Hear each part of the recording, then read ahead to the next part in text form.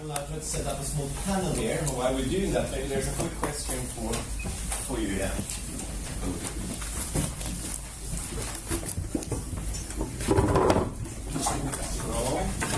So then I'd like to invite the panelists down here as well.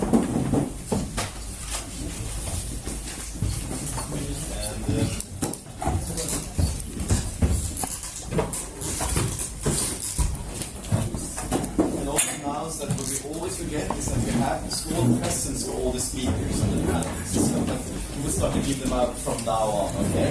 It's not retroactive, so don't worry. So, we have one. We're missing one.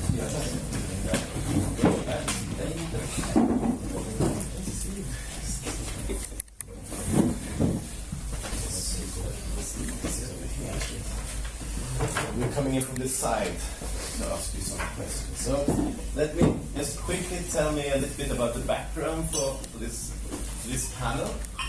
So we wanted to target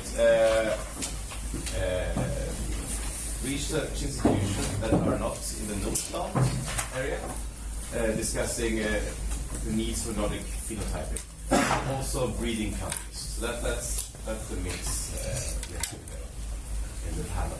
And then Markku Keinen should have been a part of the panel from University of Eastern Finland, but he unfortunately last minute could not attend this meeting. So we have Kristina Himmelen, so a Finnish representative still in the panel as well. So I would like to ask you first to just, well, we have introduced the name, many of you already, but a little bit on how you're using phenotyping and how you see phenotyping. Just quickly say who you are and that, and maybe we start with you. So my name is Gertsson, and I'm representing Lantmännen, and I'm sitting in Svalöv, just north of Lund. And talking about phenotyping, that's of course an essential part of plant breeding. And we are doing that with the old traditional methods. That's the main part of our work, and we are getting more and more into new technologies. I would say plant breeders in general are very quick in adapting new technologies. And we do work with some roads. We will have a project tomorrow and Friday, which is a Nordic plant public-private partnership program we might come back to later on. But in that we are using drones, and we are collecting a lot of data. We are using some low-hanging fruit, looking at homogeneous fields and following up on field types and looking at effects of different soil types in the fields, etc.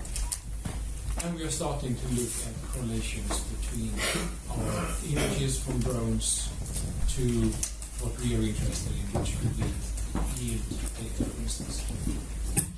Lantmännen has always also been involved in developing laboratory technology. We have representatives here from Seagrain, and we see their facility outside. That's a majority-owned company from Lantmännen, where we work with high-throughput image analysis of cereal grains. I think I'll stop there. We'll get back to some of the topics later on. Thank you. Stina? So, I'm from the Finnish National Plant Phenotyping Infrastructure, and although it sounds very national, we are open for European users and also for commercial partners. So we basically take projects from anybody who approaches us, and that's a bit challenging because any species come in. So we work with pine or pine seedlings or spruce to cereals, work on Arachidopsis, and so in our controlled conditions we can do some treatments, but basically we are analyzing the gene effects on traits in model plants and in crop plants. Yeah, I can add that we are not part of this Nordic.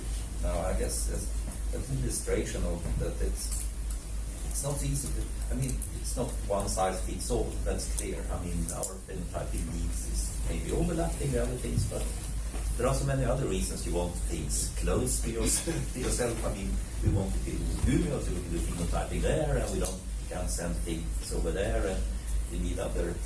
So I guess that will always be a challenge when the new companies. Of course, it's good to change protocols and so on, but at the end, maybe it's also, you should be close to the need to the projects.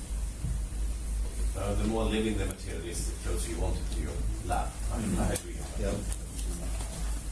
Carl-Otto, and you just presented a little bit of how you use phenotyping. Yeah, well, I would say one of the reasons we didn't invest in any larger systems is that we need to have a lot of money to manage it also. Yeah.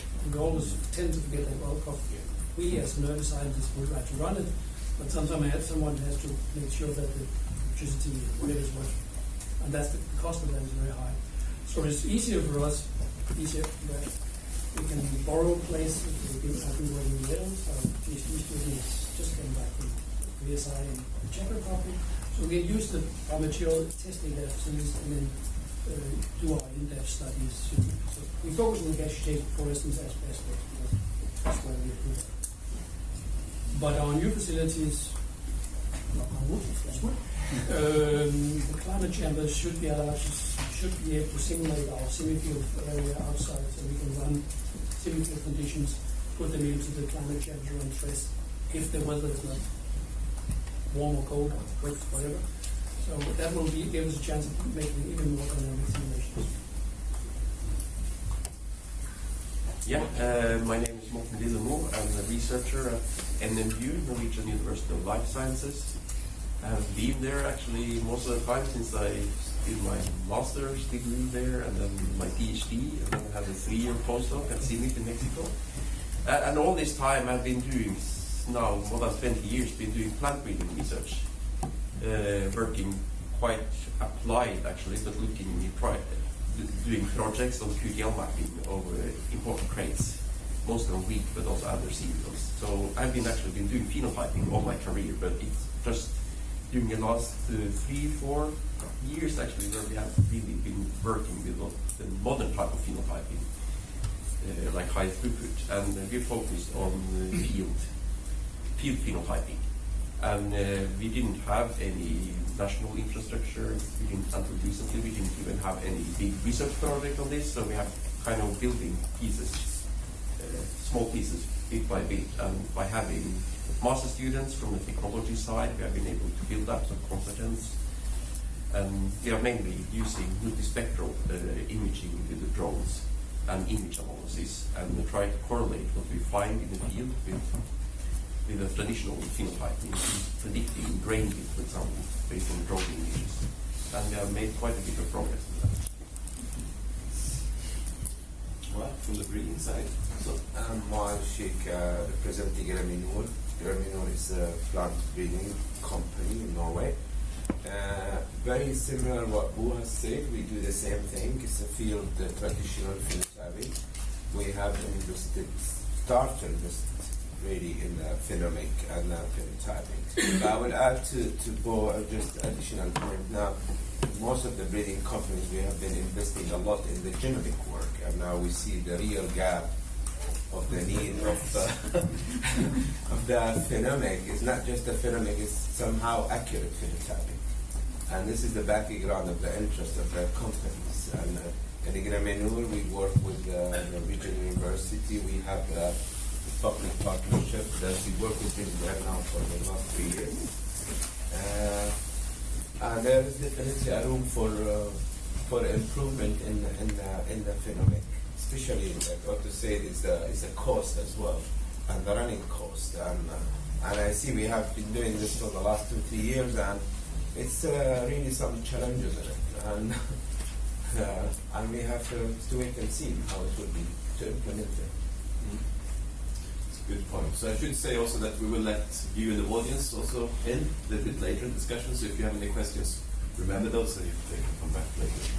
But I was thinking we should start big and ask ourselves down here on the floor, what are the big research questions and challenges we can address with these techniques? Stefan, you mentioned that in your presentation already, that we can generate a lot of data. But what we are asking. Yeah. I can say since I've been working a lot with traditional phenotyping, like going to the field using a stick to measure the height of the plants, for example, or scoring a disease. You do it maybe just once during the season. You have like endpoint kind of data. But I see now with the new technologies, even if also if you work indoor in the control conditions or in the field, you can have time series of data. You can follow the growth of the plants over the season, the whole cycle, and that can give you much more information about the 5 dimension of the plant development, which you can't do manually because it's too difficult or too demanding to do. And secondly, with using hyperspectral or multispectral, you can actually capture a lot of things that you can't see with the eye. So you can actually go deeper into the physiology of the plants. So those are the two things that I see really is very helpful with the technologies that are now available. And prices also going down, so actually it's getting more and more affordable to use these tools. But I'm just really concerned. I agree with the magnitude of the data that we get and how these data will be handled, how you can make sense of these data, how you can correlate it, because it's easy to get data. But how it's like to process the data is like a pipeline of data analysis. And this is something I see really one of the plus of course the sensors, the cameras, and but these I see they're coming faster than actually handling the data. So technology is growing faster than analysis. Yes. Yeah, definitely. Yeah, well, to us, what it's all about is really to make a prediction of what's going to happen in the farmer's fields later on, and preferably with different years and different environments.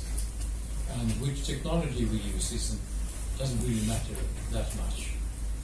It's a question about cost efficiency, and easy to use tools. And I could imagine that maybe automated plant phenotyping will be a tool to get into genomics. Because as it goes now, the cost of genomics is going down, and we still need a lot of man-handling and labor for automated plant phenotyping, even if it's maybe not collecting the data and to analyzing it. It's a lot of man hours. So maybe the ultimate goal would be to get all those information from phenotyping, but use it to find the genomics behind it, because that's really what plant living is all about. It's the changing in the genetics. The environment we leave to the farmer. Yeah, well, I think one of the challenges we've been facing is that we can do a lot of things, select materials in the semi-field, in the greenhouse, but transferring into the real life is a nightmare or challenge. We tried it some years ago with tomato. We screened tomato lines from Nepal for heat tolerance and picked the first the tolerant heat tolerant. And then we looked into flowering fruit sets, and we could see there was a link to heat tolerance, also for other fruits. And then we moved into Nepal and did fields trial. And we gradually linked our measurements from the initial phase in climate change to what happened in the field. It was unusual here in Nepal. The mean temperature was almost 38 degrees. So it was a very warm condition, but it was kind of perfect. I was just wondering how we should upscale some of the measurements. But perhaps working with breeders, since you have different locations, set out some climate material, do the testing in the field, and do also some evaluation. Yeah, for controlled climates to fields. Yeah. It's a challenge. Just need a lot of students. Or you shouldn't start in the field instead. Just skip the control. Semi-field? Semi-field, yeah. Yeah, I think the clue is actually, to reach this would be to be able to manipulate the environment in the fields. Because by growing the plants in the soil, as it will be in the field, but you could in some way manipulate that environment to simulate a rainy summer or a hot summer, for example. To simulate a cold summer, it might be difficult in a warm year, but the opposite you can actually do by putting keeping a greenhouse over the plants, for example. So, just for breeders here and also researchers and breeders, outside of plant breeding, are there any big questions that we can use our future phenotyping capacities to address? Well, I agree with Morten about the importance of time course analysis, because it allows you to define developmental differences in timing between the genotypes if you research on gene functions, for example, gene family. And the hyperspectral imaging is telling about the physiology of plants, and I would just add there the chemical imaging that can also tell about the secondary metabolites within the plant. And the metabolomics is usually endpoint destructive analysis. If you can visualize secondary metabolites during the growth or during stress response, then this opens a new menu.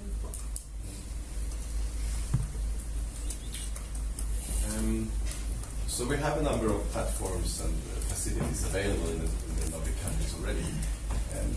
Where do you see the needs and where are the gaps and what might we need for the future? Just in the field, semi-field, controlled environments and so on. Yeah, I think the trick, as has been mentioned already, is to take the basic research into the application, whether it's plant breeding or if it's farming, digital farming processes. And either you have a lot of natural environments and collect a lot of environmental data, which is another way of, instead of building very expensive structures, and to make sure that you collect all environmental, weather, and climate data in lots of places. And that's something that is really being scaled down rather than increased in the recent years, the number of points where you collect high quality climate data. So that would be to improve the data set from natural environments. I think we need to be very clever here in the Nordic countries because the funding availability to build the fancy big infrastructure is not there. And also the agriculture is not as big business as like France and Germany. And also the plant research communities are relatively small, so we need to really be very wise on how we spend the resources we have. And I think to actually look into what we can actually do, keep equipment but still get very reliable data. That should be the target, whether you work indoor in controlled conditions or in the field. But Stefan, we have seen that in forestry. I mean, there's maybe more money and higher interest in the Nordic countries. Yeah, for some things, yes. I also think this field, I'm so much interested. That's the challenge, and that's where we need to develop. And another thing, it's not answering your question. We talk a lot about money, and that's really the point here, how to do it in a cost-efficient way, because it's easy to see if someone else is paying without seeing you or something. Because as soon as we get into down system, it's very hard to know that something is spent in the best way to build it from top to bottom. That many of us will do it, and of course you do what you do. But this is always a tricky balance when it comes to how to fund these things. But the forests they do some things, but they are doing very boring things. Biomass. Yeah, that's also an agriculture. It's important. And you measure the aspens are measured every 3 months? For biomass? Yeah. Well, no, in reality, we only measure it once a year because we don't have that much funding on this. But many of the phenotyping systems only allow you to measure once every day anyway, so it's kind of...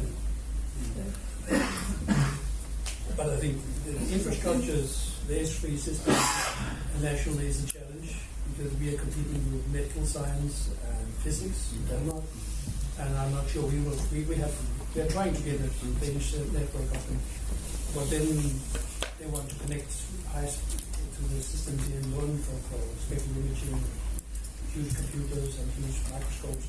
Then we lose, because the industry stops. We have ESS and Microsoft around the corner here. Exactly. That's true. Christina, you want to say something on this? In our university, the forest researchers are living in virtual reality already. They have they can walk in the forest with the VR camera, and they can see the dollars per every tree, which is the width and height, what they are interested in. So there might be other solutions there as well. Going back a little bit that we started here, how to connect to, it's represented by the faces here, how do we connect to the bigger European picture in a good way for the Nordic countries? Any thoughts on that? Because within NordPlant, we should say that we have tried to work on this, and it is challenging. It's very nation-based, and we have tried to propose a couple of times maybe we can come as a Nordic entity, even if that would also require a lot of work. But from the EU perspective, it's the per country basis or regional basis sometimes gets stronger than actually coming with region as a region within countries, stronger than coming as several countries at one go. So any thoughts on that before I give my thoughts too much? Yeah. Well, within emphasis, there is an opportunity for within the country if you make a national node. So we are trying with Copenhagen University to be a Nordic emphasis in emphasis, even though we don't have a Danish phenotyping network. That's so it could be a solution that we as groups or national groups, it has probably to be national groups, align and pay the fee which comes from emphasis, and then be patched into the system, meaning you have access to the facilities and so on. So in Denmark, there's been a collaboration between the breeders on genomics, and universities on genomic selection, and perhaps we could turn that into some kind of phenotyping system, but I'm not sure about it. I would just say a quick note. If it is for the other countries to be interested in the NordPlant platform, that's why I see the field is the most interesting for them, because if it's a breeding company, France would be interested to test their material in the north in a high efficient and cost-effective way. And this is where I think Nordic can compete, but if you have a controlled environment in the north, you can have it anywhere. This is where you have to be, I think. Researchers should answer that, but I think you have to be competitive in what you offer for the other countries in order to be interested in our Nordic platform. Who you want to say? Yeah, just a quick comment as well. When it comes to collaboration and funding, there's more and more pressure to have connection to the industry, maybe as in-kind contribution. And we are fortunate in the sense that in plant breeding there is a long tradition in cooperate, even between competitors, within the Nordic countries, but also on a European basis. So I would not say that that is not a limiting factor, at least, because we have, compared to pharmaceuticals, it's a low profit, low margin business in agriculture, so we have to cooperate when it comes to basic research and pre-breeding. So we're used to that, so at least that should not be a limitation. The driver has to come from academia and research, but it should be possible to find collaborations with European breeding partners. So how do we find those collaboration possibilities? I'm thinking that actually between academia and maybe breeding companies is a very good link when it comes to plant research. But there's a number of tech companies here today, for example. How do we build a link between, if you see those, I know that the breeders are tech companies as well, becoming more and more so. But how do we build a link between academia, breeding companies, and tech companies, and also when coming to precision breeding? They can be partners like the same they do in any other activity. They can be simply as a partner in a project that breeding companies or industry will test their tools, test their machines. We have done this before, and especially in the genomic. And eventually we landed in buying these equipments. And this is how it starts. We have to go to get to know each other, and they have to know our interest as an industry. Like we said, I mean, for us as a breeding or to be cost effective and efficient and through high throughput. But this is how it should start in a project-based collaboration or activity-based. Activity-based, Yes, yeah. it doesn't have to be a project. Yeah, It's just that competition and cost effective. There's many ways of competing. If you compete on the same playground than everybody else, it's cost.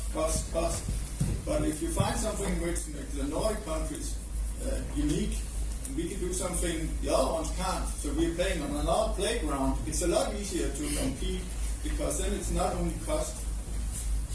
I think it's important to look at that part too. Instead of just doing what the big boys are doing, then it's a cost thing. that's a good point. That's a reaction. Laura. Yeah, I would also just like to say that I'm thinking of this.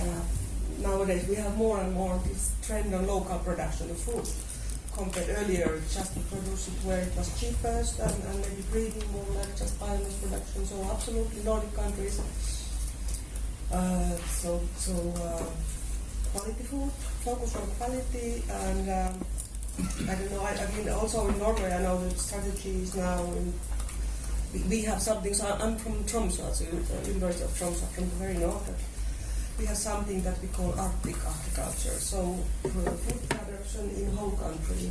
If you think the global situation now, I think this food security issue is really important, and especially in changing climate conditions, so that we are able to produce food in all part of the countries. And I think this also is kind of basis why these facilities and these phenotyping systems are needed in all countries, and also in this way we have quite similar conditions in all countries, and that's why the collaboration between North, but of course also global, European, and all collaboration is important. But to focus on our nature and conditions, what can be produced, and high quality. So these are excellent facilities for studying, for instance, how different climate conditions affect on quality and production, of course. Food and material quality. And we know that for several crops we have unique opportunities. I mean, we often push oats as one good example where we have both Sweden and Finland very good quality, which is appreciated abroad and can give some extra payment as well. And well, I'm a bit fortunate coming from Lantmännen because we have the whole chain from plant breeding to the final customer products, from field to fork, and that makes it a little bit easier in that kind of company because we have it all indoors and we can use the benefits all the way through. And just to also add that I think that Nordic countries in general, we are kind of acknowledges to be that you know what we product and what we state about our products. It is high quality compared to. I mean, we are also I'm involved in an authenticity project, and it's a big issue locally. So I think this kind of statement of something is Nordic, it also sounds like a good quality, right. And we can trust things that we produce, and this is really something that the price surely can be higher than globally. Thomas, so also to see what can be done in a Nordic context with companies, with countries, with small phenotyping communities, for instance, in the emphasis context. And I think one possibility is, I think what started with the NPPN, with the NordPlant, we need to make joint initiatives, and that's what's also happening, I think, already in the emphasis, where, like in Denmark, we are too small to get it to a national roadmap because it's essentially 2 universities and 3 would be required to put it on a national roadmap.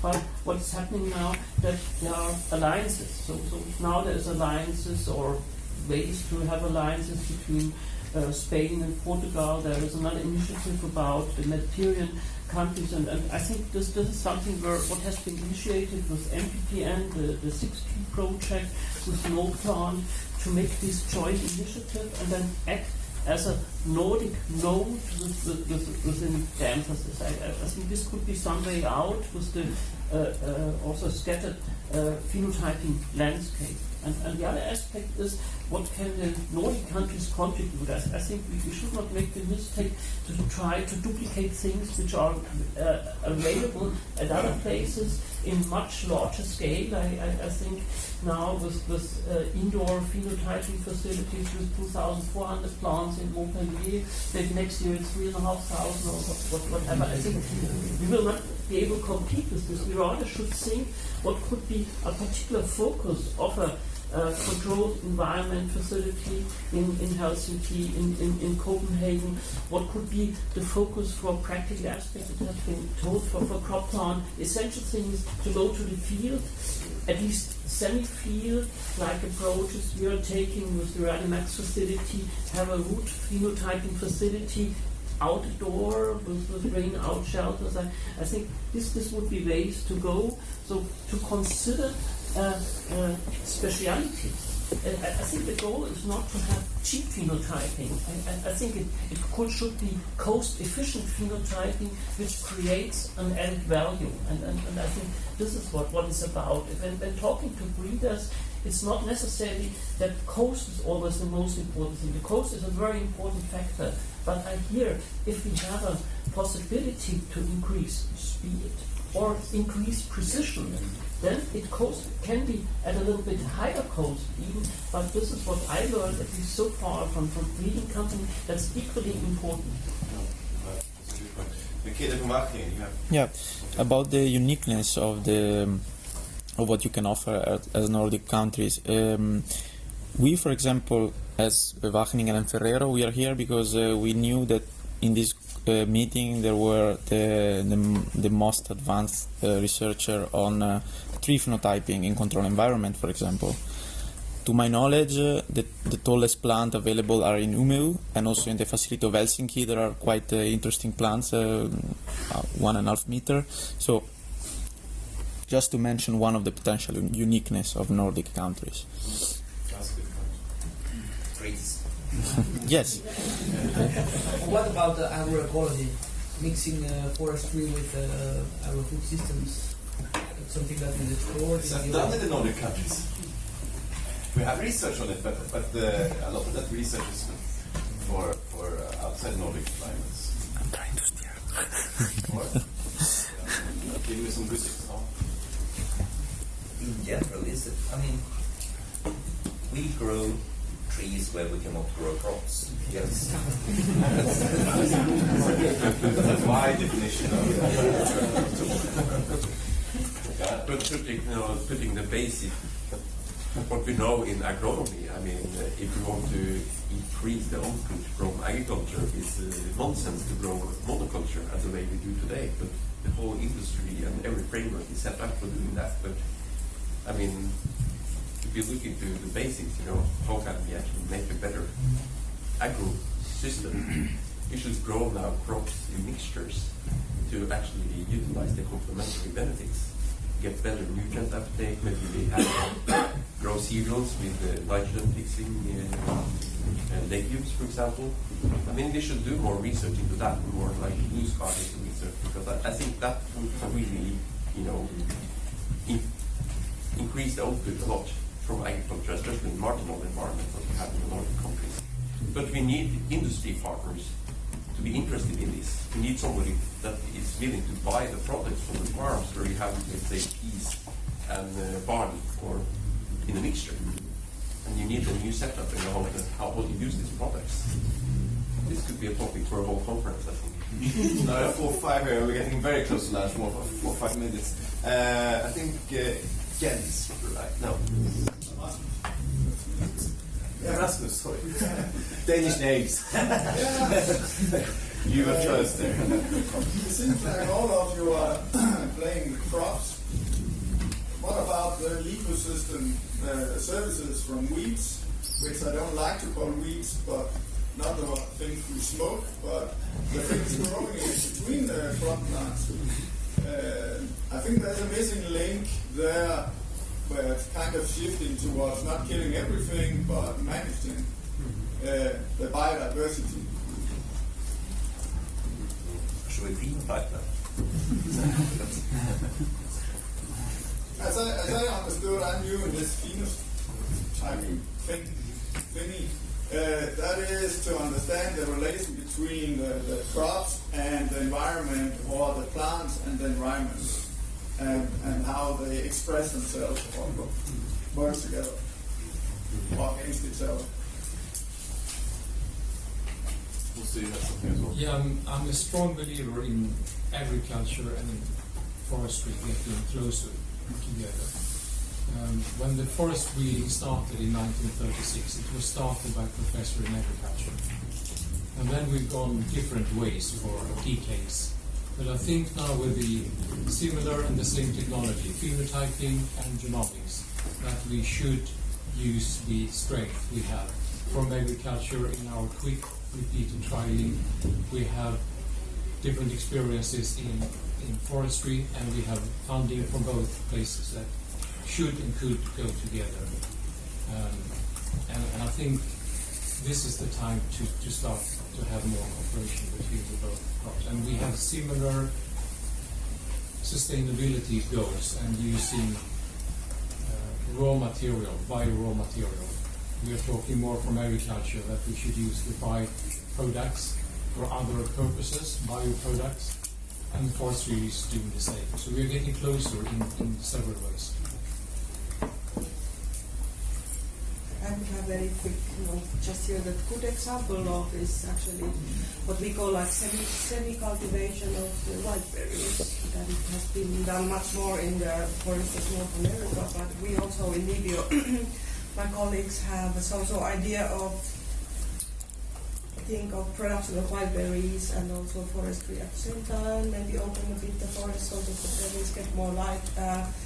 Maybe some cases bringing pollinators and this kind of issue. And how is it related with these phenotyping issues is, of course, that we have actually now Martin Ottesen is leading Wildberries project in its collaboration with Finland and Luke, and there is this remote sensing and other options to analyze where is the crop, because this is a big issue in Wildberry production. You know, if the old-fashioned systems that prevent these plots and you analyze flowers and water in the autumn with no berries, so there is a lot to improve.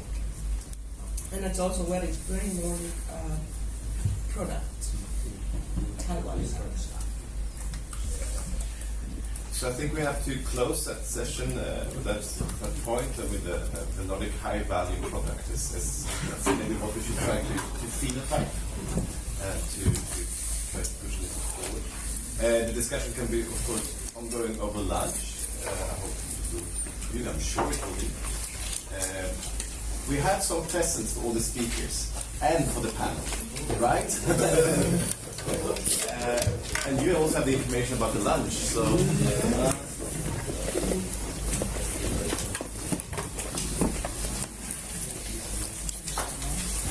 That's the chocolate now.